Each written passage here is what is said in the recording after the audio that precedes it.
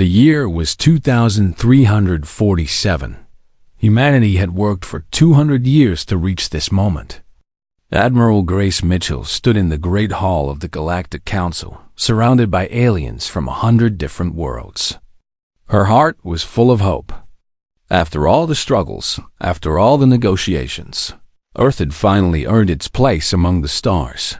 The Vorath Collective had vouched for humanity. So had the Sindari Empire and the Kelthian Federation. These three great powers had smiled at human diplomats, shared meals with human leaders, and promised friendship that would last forever. Grace Mitchell believed them. Everyone on Earth believed them. It was the biggest mistake humanity ever made. On the night of the celebration, when human ships were scattered across the galaxy on peaceful missions, the attack began. Commander Daniel Perry was aboard the Earth Defense Platform Sentinel when the first warning lights started flashing. He ran to the observation window and felt his blood turn cold. Vorath dreadnoughts were appearing in the sky above North America. Not one or two ships, but hundreds. They had been hiding, using technology that made them invisible, waiting for this exact moment. "This is impossible," Perry whispered. "They are our allies." But the missiles were already flying toward the surface below in Europe. Sindari warships emerged from faster-than-light travel. Their weapons began firing before human defenders could even respond. Across Asia and the Pacific, Kelthian battle cruisers appeared and unleashed destruction on a scale no one had ever seen. The attack was perfectly planned. The three species had studied humanity for decades. They knew where every defense station was located. They knew the patrol routes of every ship. They knew that on this night, the night of celebration, Earth's guard was down. Commander Perry tried to reach anyone on the surface. He tried to contact the military, the government, anyone who could organize a defense. But all he heard was static and screaming. "Commander," said Lieutenant Kate Murphy, her voice shaking, "I am picking up reports from all over the planet. Los Angeles is gone. Berlin is gone. Tokyo is gone. They are bombing everything." Perry watched a Vorath beam weapon strike the eastern coast of the United States. A line of fire stretched from Maine to Florida. In seconds, millions of people ceased to exist. He had family down there.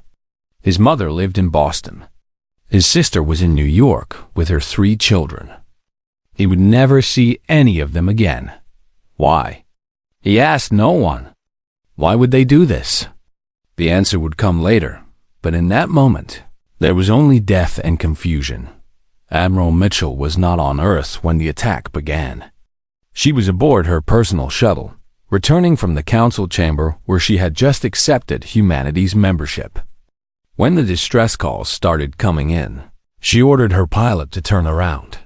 What she saw broke her heart. Earth, the blue and green world that had given birth to humanity, was dying. Fires covered every continent. The oceans were boiling where energy weapons struck the water. The atmosphere itself was changing color as ash and smoke rose from 1,000 cities. "Admiral," said her communications officer, a young man named Sam Butler, "I am receiving a transmission from the Vorath flagship. They want you to surrender." Mitchell felt something change inside her. The hope she had carried for so many years turned into something else. Something harder and colder. "Get me an open channel," she said. "All frequencies. I want every human ship in the galaxy to hear this." She took a deep breath and began to speak. "To all human vessels. This is Admiral Grace Mitchell. Earth has fallen. Our allies have betrayed us. I repeat, the Vorath, Sindari, and Kelthians have attacked our homeworld. Do not return. I say again, do not return. You cannot help. Survive. Rebuild. Remember what they have done. And one day, make them pay for it." She ended the transmission just as enemy jamming systems cut off all communication from Earth. Orbit. Commander Perry heard the message aboard the Sentinel. He knew what he had to do. There was no point in staying to die. If humanity was going to survive, someone had to escape and tell the story. "All hands to the frigate Resolute," he ordered. "We are leaving."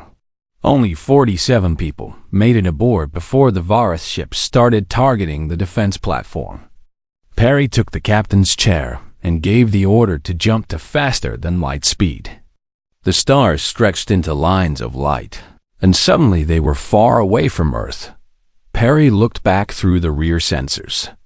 He could still see the planet, now just a small dot of light. That dot was turning gray as the bombardment continued. Soon, there would be nothing left but ash and rubble. He was 34 years old. He had served in the Earth Defense Force for 12 years. He had always believed that the galaxy was a place of wonder and possibility. Now he understood the truth. The galaxy was a dark and dangerous place. And humanity had trusted the wrong people. Across human space, the survivors tried to understand what had happened. Mining colonies received fragments of the Admiral's message. Research stations saw the explosion of communication traffic and then sudden silence from Earth. Military vessels on patrol learned that their home was gone. Lieutenant Lisa Morgan was commanding a patrol cruiser near the edge of human territory when the news reached her ship. She had left her husband and 2 children on Earth just 3 weeks ago. Her daughter had cried when she left, begging her to stay home. Now that daughter was dead. Her son was dead. Her husband was dead. 8 billion people were dead. Lisa Morgan sat alone in her quarters and stared at the wall. She did not cry. Something inside her had gone cold, like a fire that burns so hot it becomes ice. She did not feel grief. She felt purpose. They would pay. Every species that had raised a weapon against Earth would pay. It might take years. It might take decades. But humanity would have its revenge. In the Great Hall of the Galactic Council, the 3 species celebrated their victory.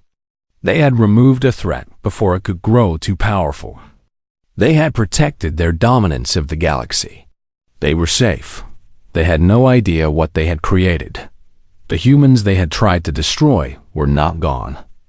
They were scattered, broken, and filled with rage. And they were already beginning to plan. The betrayal was complete. 8 billion humans were dead. But 50 million survived, spread across the stars. And those 50 million would never forget. They would never forgive. The galaxy had made an enemy that would shake it to its core. And the fire of human vengeance was just beginning to burn. 6 months had passed since the destruction of Earth. In that time, the survivors had found each other in the dark spaces between stars. Mining colonies, research stations, and military vessels that had escaped the massacre formed a desperate network of refugees hiding from the enemy. Admiral Grace Mitchell had taken command of what remained of humanity. She was 62 years old now, and her hair had turned completely white in the months since the betrayal. But her eyes were sharp, and her voice was strong. She had lost her planet, but she had not lost her will. The survivors numbered less than 50 million. Against them stood the combined forces of 3 galactic powers with 10,000 warships and trillions of soldiers. By any reasonable measure, humanity was finished. But humans had never been reasonable. The carrier Vengeance floated in a hidden corner of space, surrounded by the tattered remains of the human fleet. Before the betrayal, this ship had been called Harmony. The crew had changed the name within hours of learning what happened to Earth. Harmony was dead. Only Vengeance remained. Admiral Mitchell called a meeting of all surviving commanders. They gathered in the war room, 43 officers who represented the last hope of their species. Among them was Commander Daniel Perry, who had escaped Earth aboard the Resolute. And there was Captain Lisa Morgan, who had lost her entire family in the attack. Mitchell looked at them for a long moment before speaking. "I will not lie to you," she said. "Our situation is bad. We have 43 combat-capable vessels. The enemy has over 10,000. We have no shipyards, limited fuel, and not enough food to last more than a year. By every calculation, we should already be dead." The room was silent. Everyone knew the numbers. "So we have two choices," Mitchell continued. "We can run. We can find some distant corner of the galaxy where they will never look for us. We can hide and live out our days in the shadows, hoping they forget we exist." She paused.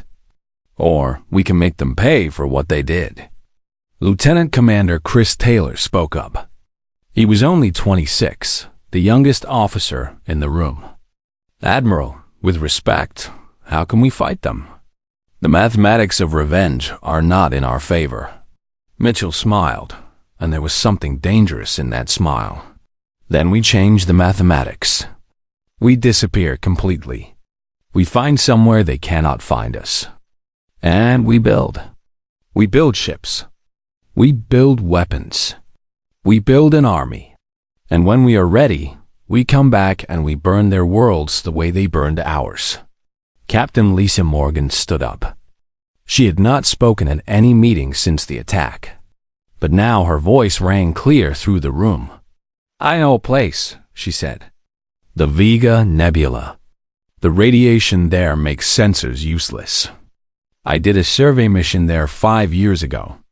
It is big enough to hide our entire fleet, and there are asteroids we can mine for resources." Mitchell nodded. "How long to get there?" 3 weeks at maximum speed. Then that is where we go. And from there, we begin the real work. The journey to the Vega Nebula was hard. Food was short. Medicine was shorter. People slept in shifts because there were not enough beds. Children who had never known anything but comfort learned what it meant to be hungry and afraid. But they learned something else too. They learned that humans could survive anything.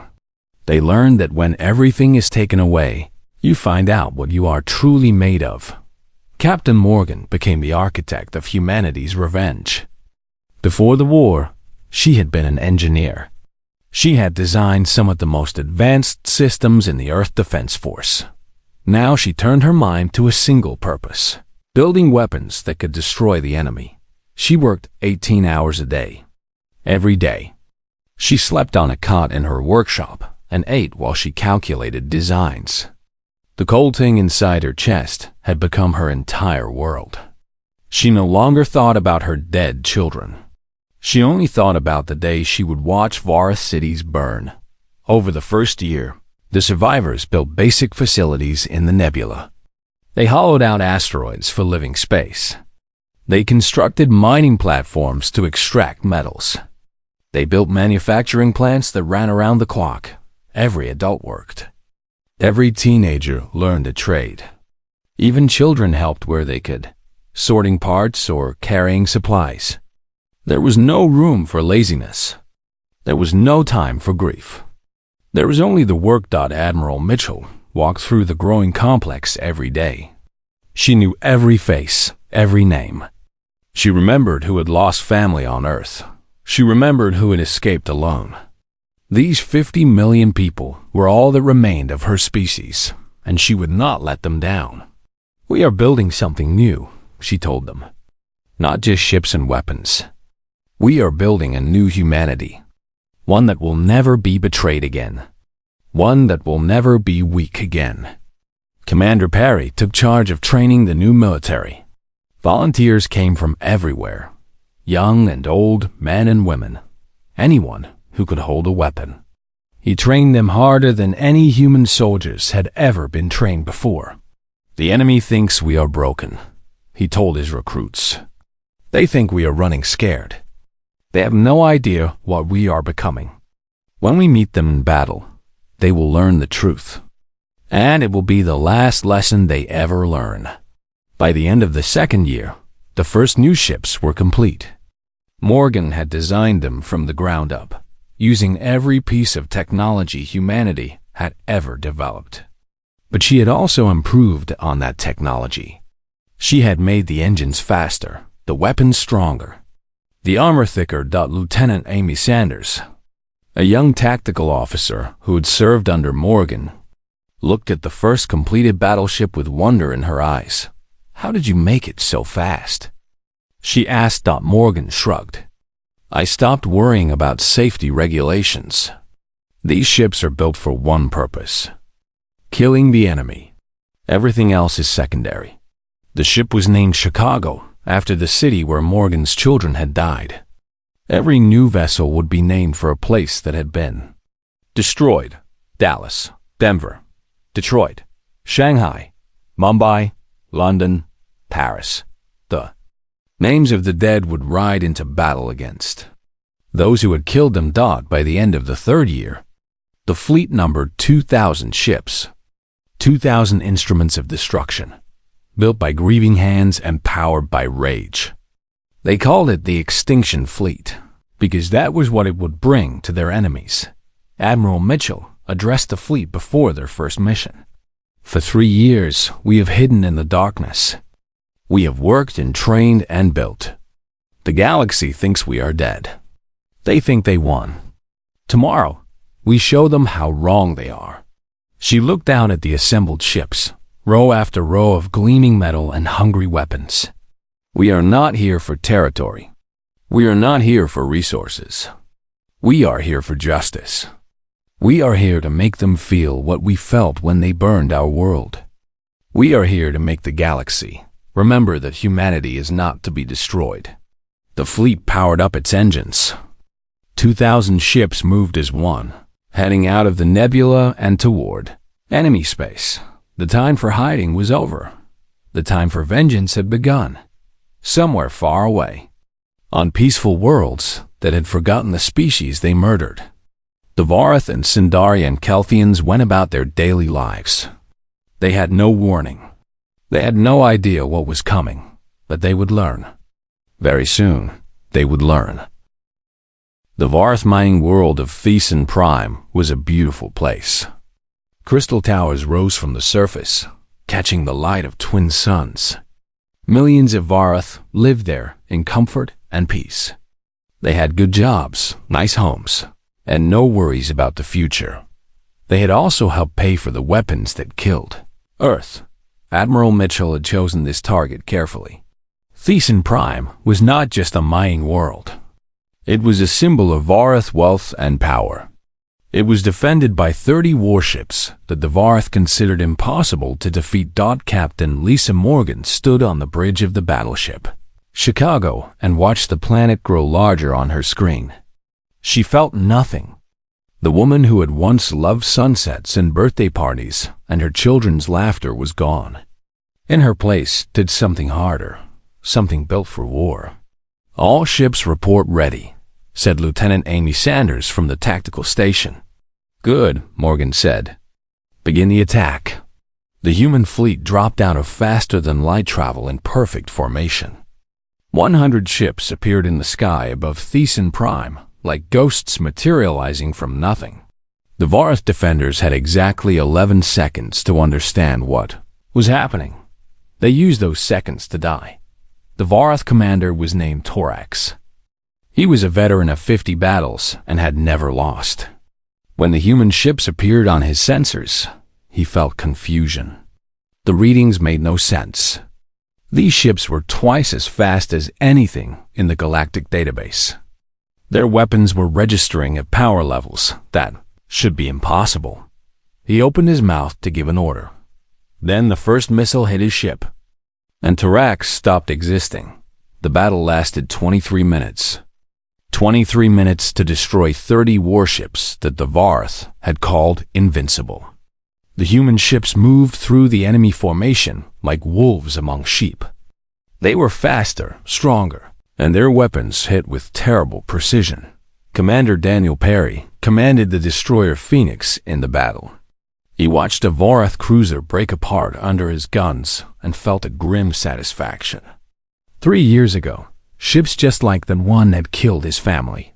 Now they were learning what it felt like to be helpless. "Enemy flagship is attempting to retreat," reported his tactical officer. "Pursue and destroy," Perry ordered. "No one gets away. The Vorath flagship tried to jump to faster than light speed. A human missile reached it first. The explosion lit up the sky like a new sun. When it was over, Captain Morgan surveyed the results. Every enemy ship was destroyed. The orbital defense platforms were burning wreckage. The space around Thiessen Prime belonged to humanity. Lieutenant Sanders looked at her console. "Captain, I am detecting escape pods launching from the destroyed ships." "Orders?" Morgan thought about it. Part of her wanted to destroy those pods, to kill every Vorath in the system. They deserved it. Their species had murdered 8 billion people. But another part of her knew that was not the point. "Let them go," she said finally. "Let them go home and tell their leaders what happened here. Let them describe our ships. Let them explain how quickly their great fleet was destroyed. We want them afraid. Fear is a weapon too." The escape pods drifted away, carrying survivors who would spread the tale of human vengeance across the galaxy. Over the next 6 months, the extinction fleet struck again and again. 47 Vorath worlds felt the fire of human weapons. Military bases were destroyed. Shipyards were reduced to rubble. Government buildings were turned into craters. When possible, the human fleet avoided civilian targets. Mitchell had given clear orders on this point. They were not monsters. They did not murder children in their beds the way the Vorath had done to Earth. But when military facilities were located in cities, those cities suffered. When soldiers hid among civilians, the civilians were not spared. War was cruel, and humanity had learned that lesson well. Admiral Mitchell broadcast a message after every attack. It was always the same. Her face would appear on screens across Vorath space, calm and cold and terrifying. "This is Admiral Grace Mitchell of the Human Extinction Fleet. We have destroyed another of your military installations. We will continue until there is nothing left to destroy. There is no negotiation. There is no surrender. There is only justice for what you did to Earth." The Vorath High Command demanded an emergency session of the Galactic Council. Representatives from 100 species gathered to discuss the human threat. The Vorath ambassador spoke with fear in his voice. "They came from nowhere," he said. "They built a fleet that we did not know existed. Their ships are more advanced than ours. Their weapons are stronger. They fight with no concern for their own survival. They are not the humans we attacked 3 years ago. They have become something else." Other species shifted uncomfortably. They had watched the destruction of Earth from a distance. Some had even supported it secretly, believing that humanity was growing too powerful. Now they wondered if they were next. The Sundari ambassador tried to calm the room. "Surely they can be reasoned with. Every species has a price. We can offer them planets, resources, whatever they want." Admiral Mitchell's response came 3 days later. She appeared on every screen in the galaxy. Her message broadcast on all frequencies. The leaders of 100 species watched as she spoke. "I have heard that you want to negotiate. I have heard that you are willing to offer us planets and resources. Let me be clear about what we want." Her eyes were like ice. "We want you to feel what we felt. We want you to know the terror of watching your world burn. We want you to understand that your power, your technology, your ancient empires mean nothing against a species that has nothing left to lose." She leaned forward. "You call us savages. You say we have shown our true nature. Let me tell you about our true nature. Before you attacked us, we were kind. We were peaceful. We wanted to be your friends. You could have had humanity as an ally. Instead, you chose to make us your enemy." Her voice dropped lower. "You have not yet seen what we are capable of. But you will. Every shipyard you have built, we will destroy. Every fleet you send against us, we will defeat. Every world that raised weapons against Earth will feel our vengeance. This is not a war. This is a reckoning." The transmission ended. Across the galaxy, species that had considered themselves safe began to feel afraid. Captain Morgan led the next attack personally. A Vorath fleet of 50 ships had gathered to defend a major military complex. It was the largest force they had assembled since the war began. The human fleet numbered only 40 vessels. By any standard calculation, the Vorath should have won. The battle lasted 2 hours. When it was over, 48 Vorath ships were destroyed. The human fleet lost 2. Just 2. The surviving Vorath commanders sent desperate messages to their government. The humans were not fighting like any enemy they had ever faced. They were faster, smarter, and seemed to know exactly what the Vorath would do before they did it. They are adapting, one commander reported. Every battle, they learn. Every fight, they get better. If we do not stop them soon, there will be nothing left to stop. But no one knew how to stop them. The species that had murdered Earth was learning that some actions cannot be undone.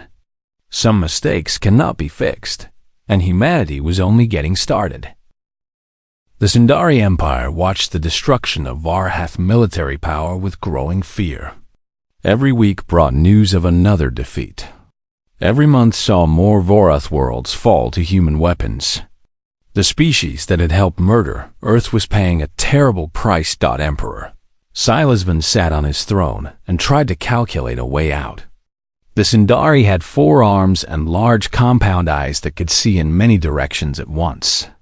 But even with all his vision, the Emperor could not see how this ended well for his people. He called upon the Kelthians to honor their alliance. Together, the 3 species had destroyed Earth. Now they must stand together against the human revenge. High Arbiter Kelmara of the Kelthian Federation listened to the Emperor's request.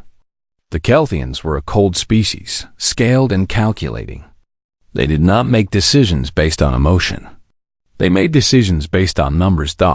And the numbers were very bad. We will not help you, Kelmara told the Emperor. The humans have built a fleet that should not exist. Their ships use technology we do not understand. Their soldiers fight with a fury we cannot match. If we join this war, we will lose.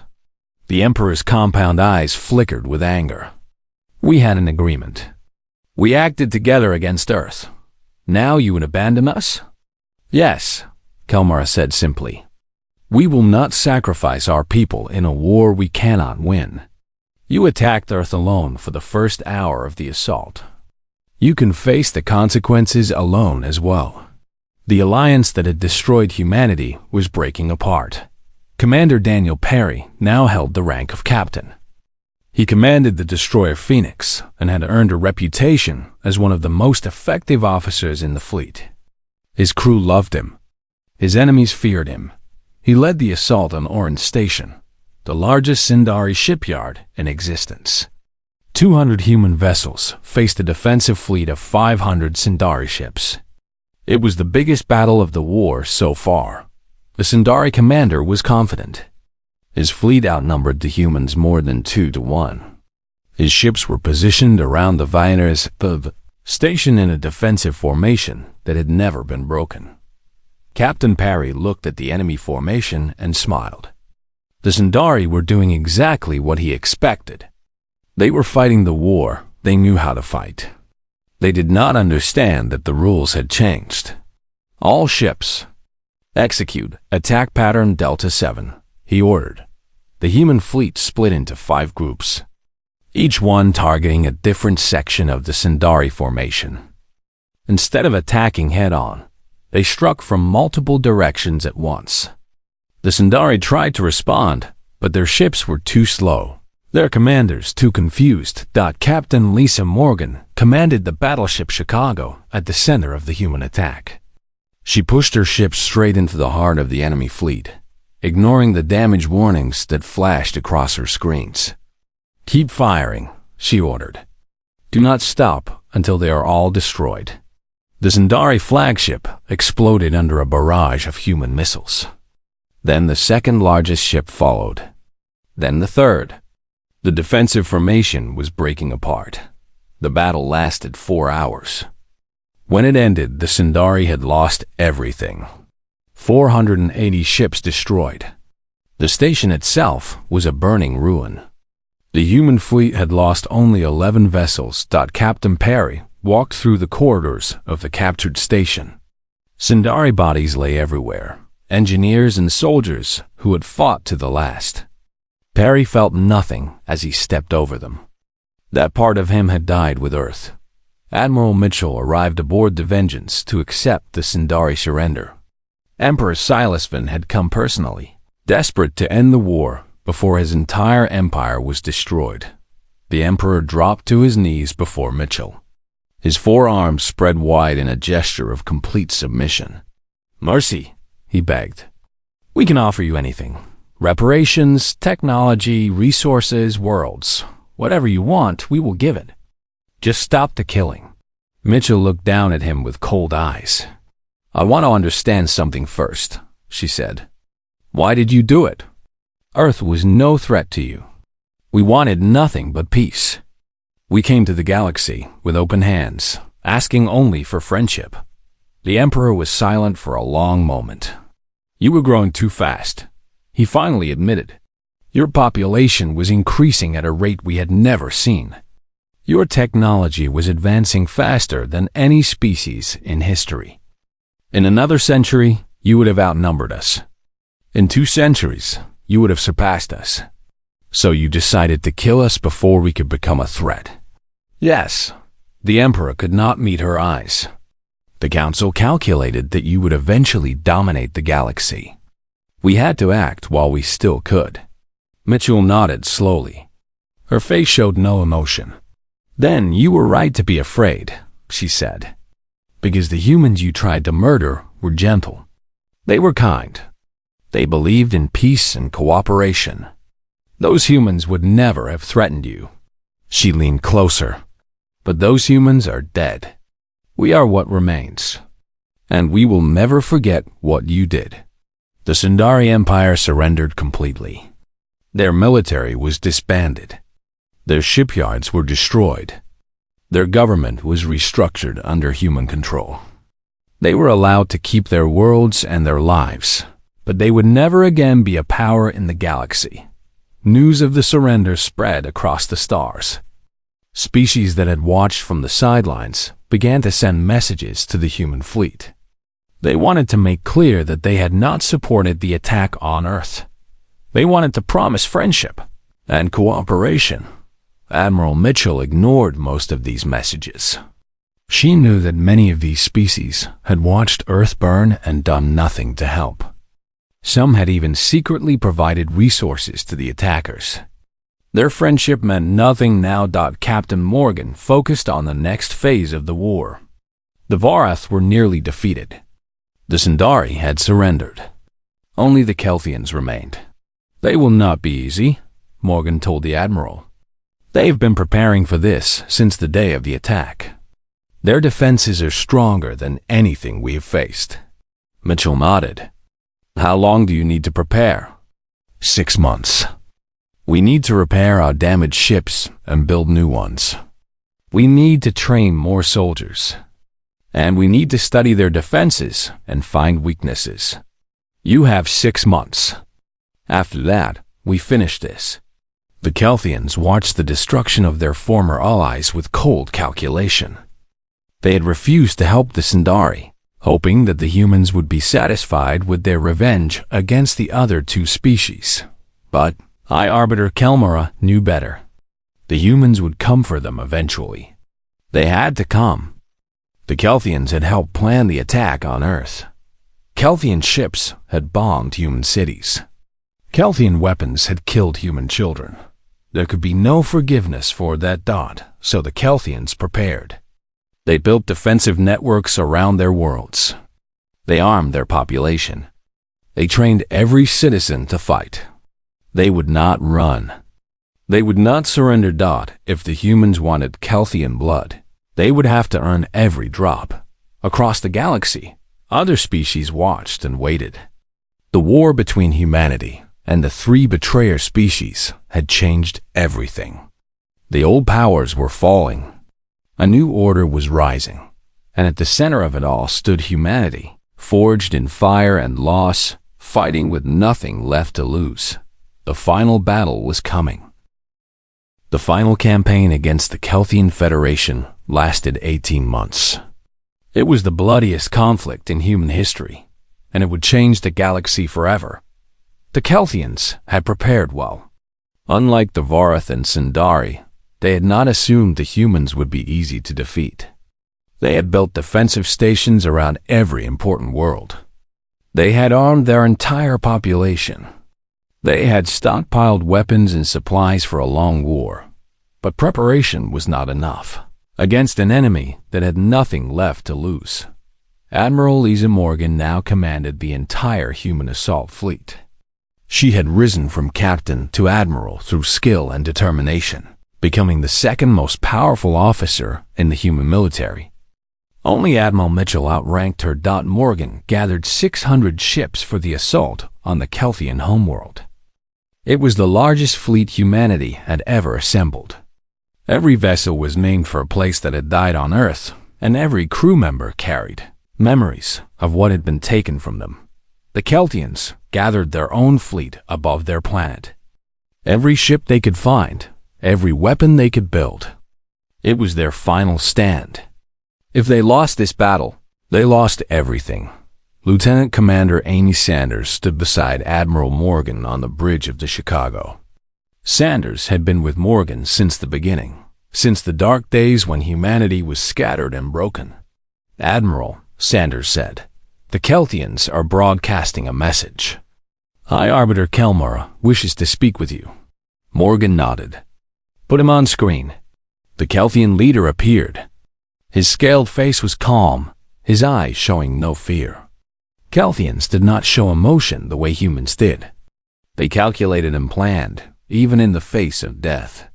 "Admiral Morgan," Kelmora said, "I wish to negotiate.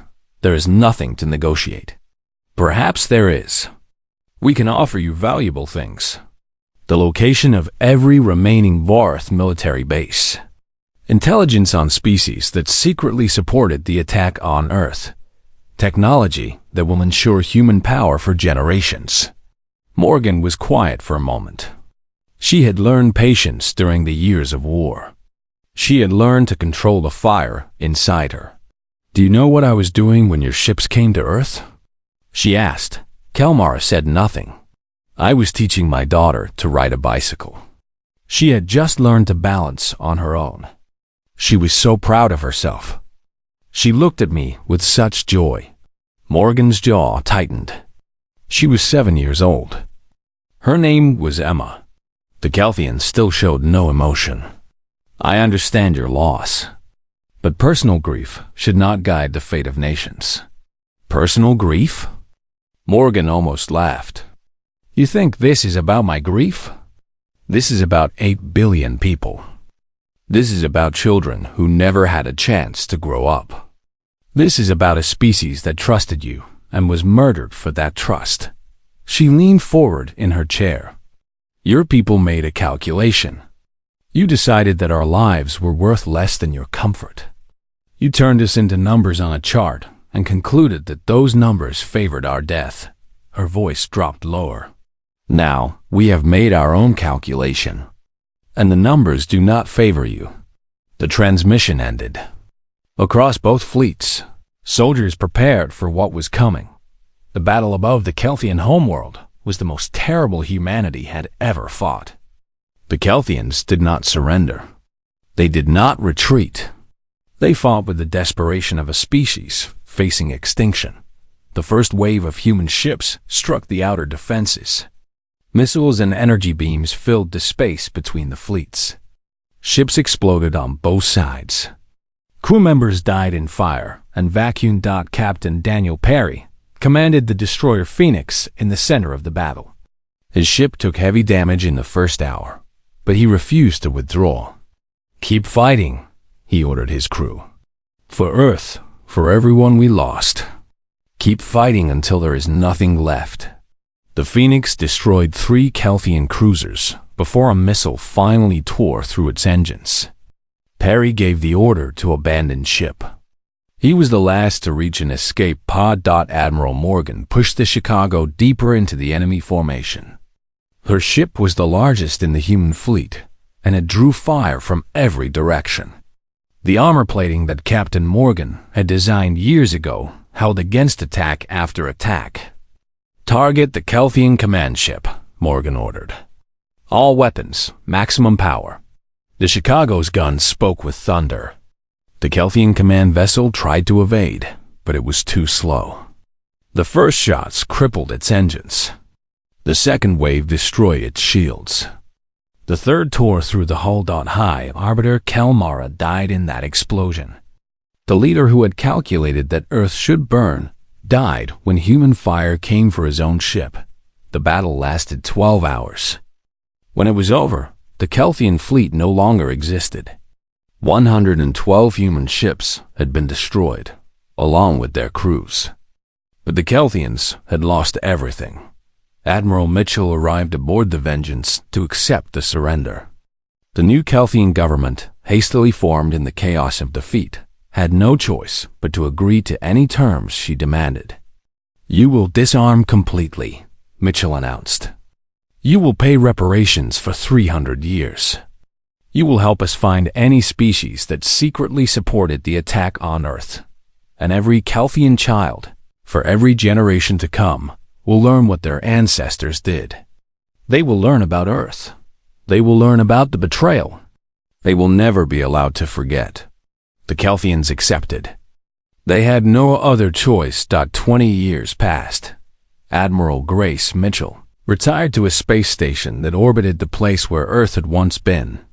A great memorial had been built there, a structure of black stone that contained the names of everyone who had died in the betrayal. 8 billion names, etched into walls that stretched for kilometers. Admiral Lisa Morgan visited her there one last time. Morgan was about to become the supreme commander of all human forces, the most powerful military position in existence. The two women stood together at a window, looking out at the debris field that had once been their home. "Do you regret any of it?" Morgan asked. Mitchell thought about the question for a long time. "I regret that it was necessary," she said finally. "I regret what we had to become. I regret that my grandchildren will never know the world I grew up in. That world is gone forever, but the war itself?" The old admiral turned to face her successor. "They gave us a choice: extinction or revenge. We chose to survive. Everything else was just the price we paid for that choice." Morgan nodded. She understood. Every human who had lived through those years understood. The galaxy had learned a lesson it would never forget. Humanity had once been kind. They had been peaceful. They had believed in friendship and cooperation. They had extended their hands to every species they met. That humanity was gone. In its place stood a species that had been shaped by fire and loss. A species that would never trust blindly again. A species that would never lower its guard, never assume that kindness would be returned. The other species of the galaxy looked at humans now with a mixture of fear and respect. They had seen what humans could do when provoked. They had watched ancient empires fall before human weapons. But they had also seen that humans could be merciful. They could spare the defeated. They could rebuild instead of just destroy. It was not the future anyone had wanted, but it was the future they had earned. At the memorial station, Admiral Mitchell stood alone after Morgan left. She looked at the names on the wall, running her fingers over letters that spelled out people she had known and loved. "We won," she whispered to them. "We made them pay for what they did. The galaxy knows now. They will never forget." Somewhere among the stars, human ships patrolled the borders of an empire that stretched across 1,000 worlds. Human diplomats negotiated treaties with species that had once looked down on Earth. Human children grew up knowing that their people had survived the worst thing imaginable and come out stronger. The galaxy had burned, and from the ashes, humanity had risen. They would never be weak again. They would never be betrayed again. And any species foolish enough to threaten them would learn the same lesson that the Vorath, the Zendari, and the Kelthians had learned. Some enemies are better left alone. The end.